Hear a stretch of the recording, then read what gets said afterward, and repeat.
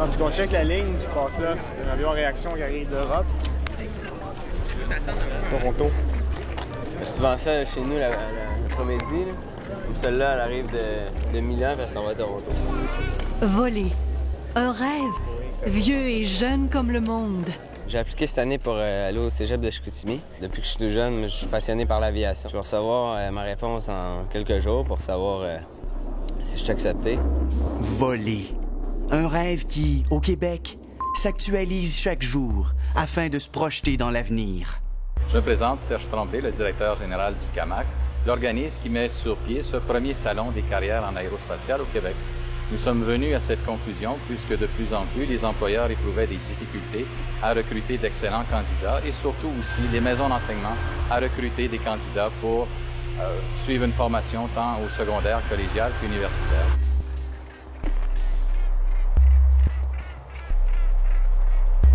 Voler. Et faire voler. En 2006, Pour 45 000 Québécois, c'est une réalité. Tout ce qui touche au plaquage, tout ce qui touche au bois massif, c'est-à-dire fabrication de moulures, plaquer le meuble. Ça peut être aussi assembler le meuble. Mais dans ce cas-là, on demande peut-être un peu moins de qualité d'ébéniste, puisque le matériel qu'on utilise, c'est pas du bois ni du plaquage. On reçoit les meubles finis de l'équipe de Woodshop. Donc on procède à l'inspection, nettoyage. Quand on est prêt, là, on va commencer le ponçage, sablage, préparation pour tout mettre en ordre, préparé pour la teinture, la mise en teinte, soit essuyée ou vaporisée. Ça prend de la patience, ça prend une bonne vision, un bon sens, être minutieux, puis vraiment traiter les meubles comme si c'était des enfants.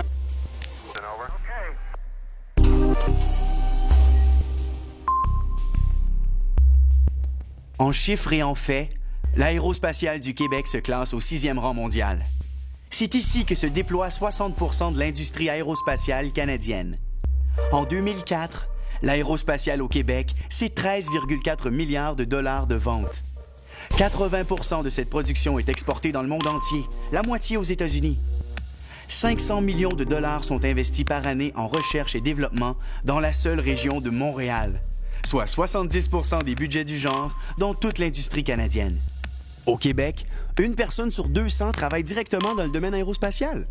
Montréal se classe au 4e rang en Amérique du Nord pour l'intensité de l'emploi en aérospatial.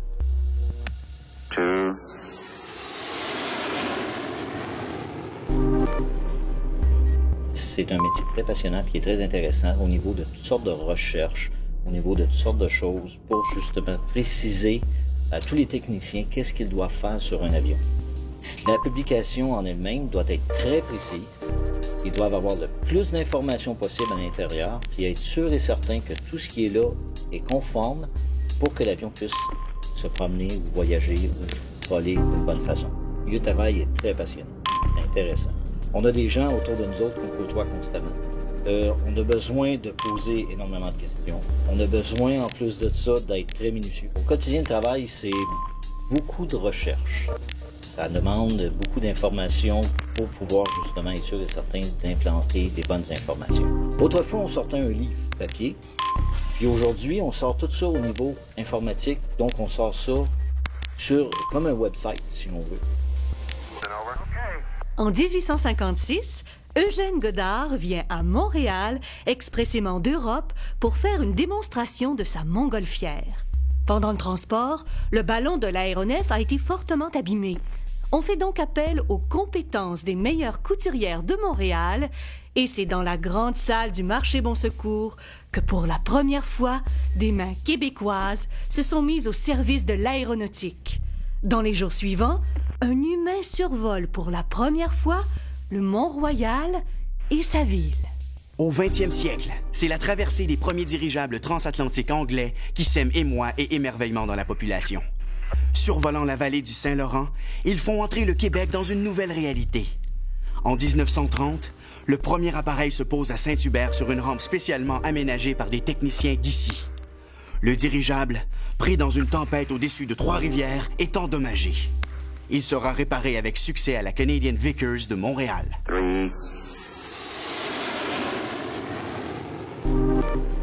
Je m'appelle Manon Francard. J'ai 36 ans. Ça fait 15 ans que je travaille pour Bell Hélicoptère comme agent de méthode. Pour devenir agent de méthode, ça prend un DEC dans le domaine de l'aéronautique, que ce soit en entretien, en construction ou en avionique. Pour être agent de méthode dans le milieu d'aéronautique, il faut être une personne qui est quand même disponible, qui est capable de régler des problèmes, de dealer avec les gens, parce que vu qu'on supporte la production, il faut être capable de parler avec les gens. Il faut être capable d'analyser des dessins. Dans mon quotidien, mon travail, ça ressemble à... C'est quand même plaisant, puis on donne du support à la production. C'est de donner les instructions de travail pour les gens de la production pour pouvoir assembler les hélicoptères. Puis c'est aussi s'assurer que c'est fait de façon ergonomique et puis que de façon sécuritaire. Rapidement, l'aéroport de Saint-Hubert ne répond plus à la demande. Aussi, dès 1941, les autorités inaugurent un nouvel aéroport, Dorval, un des plus grands et des plus modernes de l'époque. Durant la seule année 1946, 250 000 passagers transitent par Dorval. En 1961, ce chiffre atteint 2 millions de passagers. La fin de la Seconde Guerre mondiale amène la militarisation et la démocratisation de l'espace aérien. Les avions à réaction se développent, on franchit le mur du son et rapidement, on songe à dépasser les limites de l'atmosphère terrestre. En 1969, un module lunaire, le LEM, dépose les premiers humains sur la Lune. Sa base avait été fabriquée à Longueuil. Dans les années 80, Bombardier développe un programme de jets régionaux. Il révolutionne ainsi la face de l'aviation commerciale et se positionne par le fait même comme le 3e constructeur mondial d'avions commerciaux.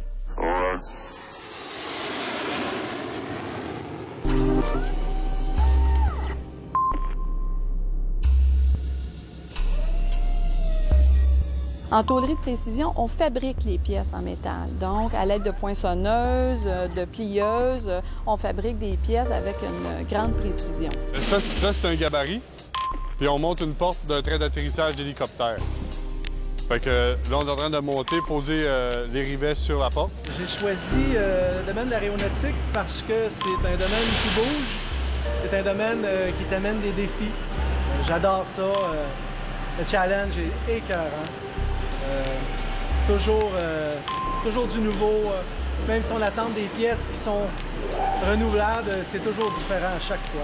Les petits mécanos qui sont en vous, là, ben là, c'est la grosse game. C'est la coche.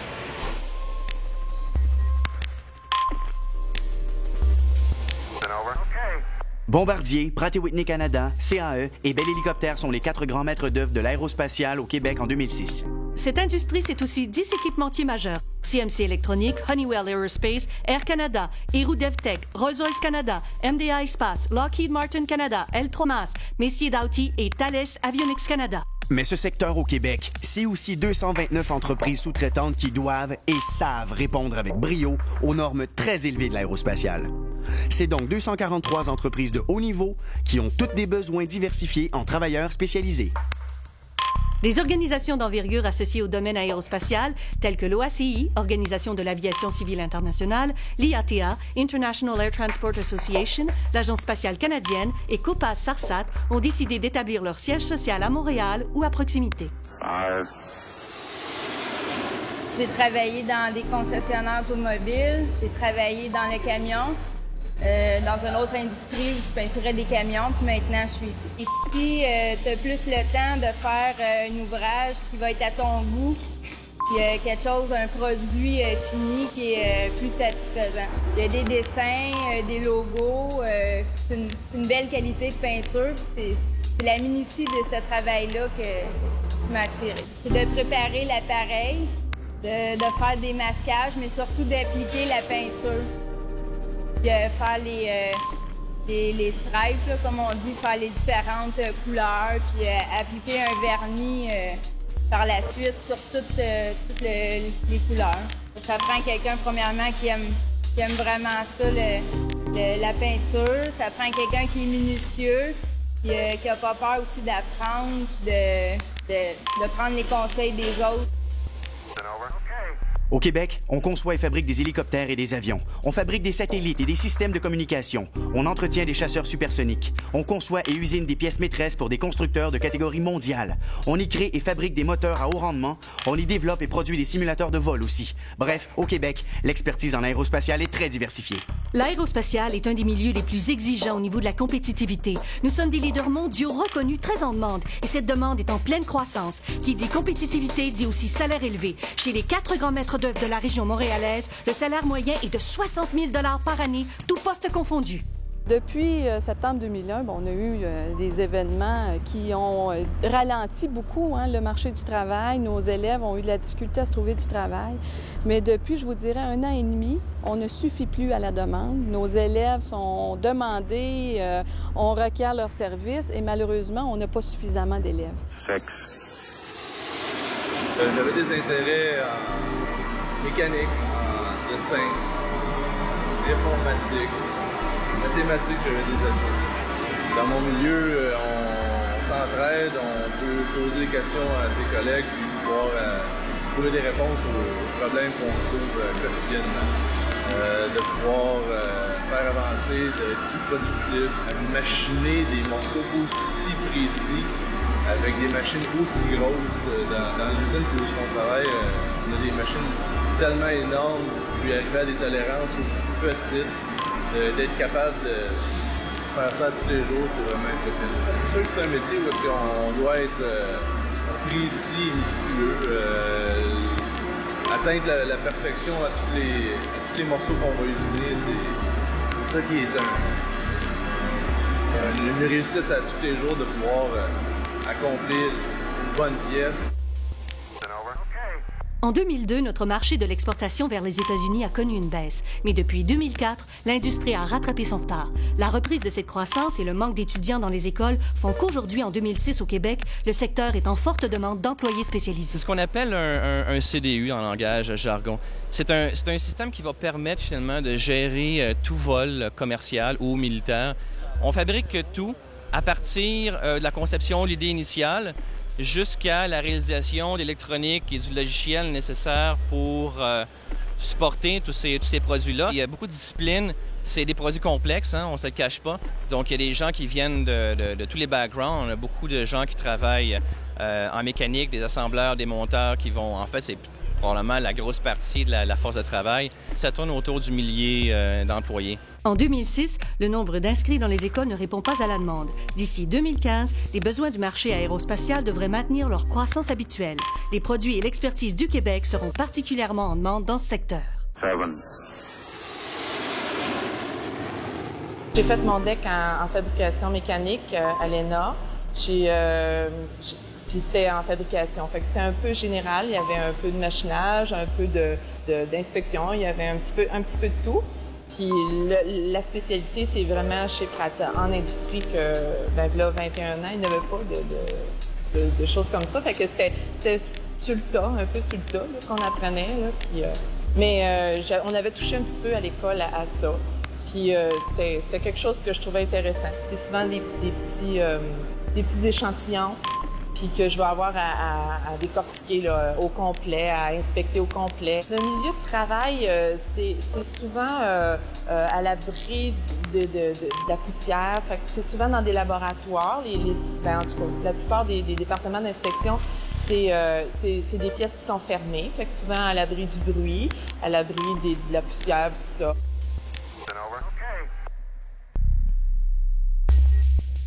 On reçoit à peu près tous les types de CV parce que nous sommes intéressés par les candidats experts, intermédiaires et aussi les débutants parce qu'on veut aussi prévoir notre relève.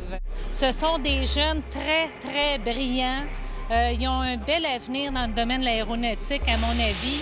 Avec des belles conditions de travail, si on peut faire valoir ça, je pense, des beaux défis à relever également, ce que les jeunes recherchent aujourd'hui. Pour les métiers, les professions de machiniste, d'opérateur de machines-outils à commande numérique, de vérificateur, de monteur mécanique en aérospatial et de monteur de structure en aérospatial sont particulièrement en demande. En ce qui concerne le personnel technique, les professions de technicien en génie aérospatial, de mécanicien d'aéronef, de programmeur en machine-outil à commande numérique et de technicien en avionique sont très prisés. Et le personnel scientifique est loin d'être en reste, avec de grands besoins quant au poste de scientifique électricien et électronicien, d'ingénieur de la production automatisée, de scientifique en aérospatial, de scientifique informaticien et de programmeur. Hey. Le travail de l'outilleur ici, à Bombardier, c'est très vaste. Ça peut être autant au niveau où on repart un outil, on commence là avec la matière première, et puis on fait le montage, on crée l'outil. On a une partie fabrication, dont tous les gabarits que vous avez vus. À partir de la fabrication, on est venu en faire l'installation ici sur place.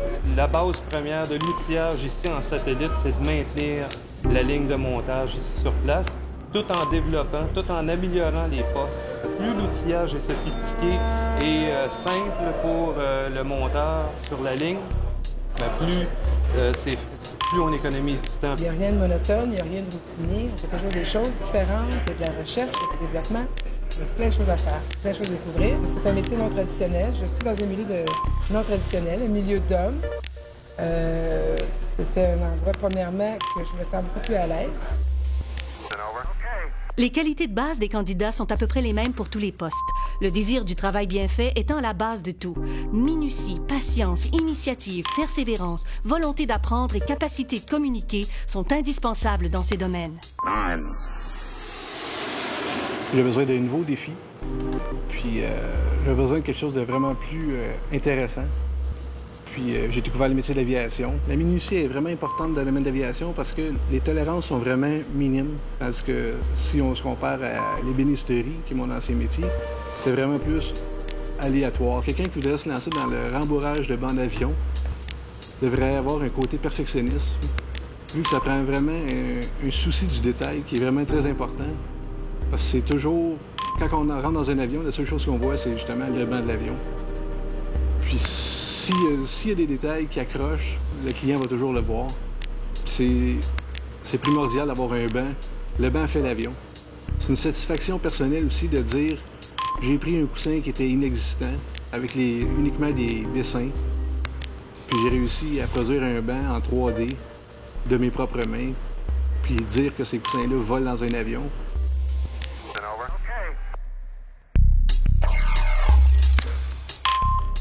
Il y a différents types de métiers spécialisés en aérospatial. Des études et un diplôme en bonne et due forme sont nécessaires, peu importe le niveau. Les diplômes d'études professionnelles au secondaire donnent accès aux métiers de production. Mise sur pied à la demande et avec la collaboration du CAMAC, en concertation avec les gens de l'industrie, l'École des métiers de l'aérospatial est située en plein cœur de Montréal. Je suis Josée Péloquin, je suis la directrice de l'École des métiers de l'aérospatial de Montréal, qui est une école, qui est un centre de formation professionnelle qui existe depuis 12 ans. C'est une école nationale. Les programmes que l'on a ici sont des programmes exclusifs et c'est une école publique. Alors, c'est une formation qui est dispensée gratuitement à tous les candidats qui sont éligibles. On a 8 programmes de formation. Ce qui caractérise l'école, je pense, c'est la qualité de la main-d'œuvre qui en ressort. Ici, on forme des assembleurs, des gens qui vont fabriquer des composants d'avion, que ce soit des harnais électriques, des fuselages, des sièges, des moteurs, tout y passe. Au Cégep de Chicoutimi, le Centre québécois de formation aéronautique est la seule école publique du Québec à former des pilotes d'hélicoptères et d'avions. Le Cégep offre des cours théoriques et les cours pratiques se donnent sur la vingtaine d'appareils mis à la disposition des étudiants. Affiliée au Cégep Édouard-Montpetit, l'École nationale d'aérotechnique est la plus importante école spécialisée en aéronautique d'Amérique du Nord. On y forme des techniciens spécialisés selon 3 programmes distincts: technique d'avionique, construction aéronautique et maintenance d'aéronefs. Ces diplômés peuvent poursuivre leurs études et accéder à certains programmes universitaires de génie, notamment ceux dispensés par l'École de technologie supérieure. Quand l'avion arrive ici, on est prêt à travailler dessus. Quand l'avion arrive, on fait l'arrivée de l'appareil. En faisant l'arrivée de l'appareil, on vérifie la configuration de l'appareil, qu'est-ce qu'il y a à faire dessus. On va commencer à préparer des choses en but de faire la maintenance. Ce qui a été organisé par le secteur méthode. Nous vont nous donner des cahiers de montage spécifiques par avion, parce que chaque appareil va venir ici pour des tâches différentes. Une, ça va être une inspection périodique. D'autres, ça va être une réparation structurelle à un endroit spécifique. D'autres, ça va être un ensemble de modifications qu'on fait dessus, dépendamment des heures et comment l'avion est fissuré. Dépendamment de la situation de l'avion. C'est sûr, c'est être méticuleux, être persévérant.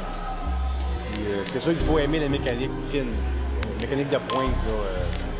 C'est pas changer une roue de la V18, c'est pas comme changer une roue de voiture. C'est un peu différent. Les universités Concordia, Laval, McGill, Sherbrooke, l'École polytechnique et l'École de technologie supérieure offrent différents programmes reliés à l'aérospatiale. Le CAMAC, en partenariat avec 11 entreprises de premier plan et ces mêmes universités, offre depuis 1989 un programme commun de maîtrise en génie aérospatial. Au niveau du baccalauréat en génie, depuis à peu près 12 ans, il y a une concentration aéronautique qui représente à peu près le 30% du programme de génie mécanique. Il y a aussi une autre orientation qui s'appelle technologie aérospatiale, qui aussi existe depuis à peu près 12 ans. C'est l'industrie qui donne la plus grande partie de cours en aéronautique à Polytechnique. Premièrement, l'étudiant qui va choisir la concentration aéronautique va avoir un bon dossier scolaire, un bon dossier académique. Il y a plusieurs domaines. En technologie spatiale, tu vas étudier surtout les antennes, les satellites.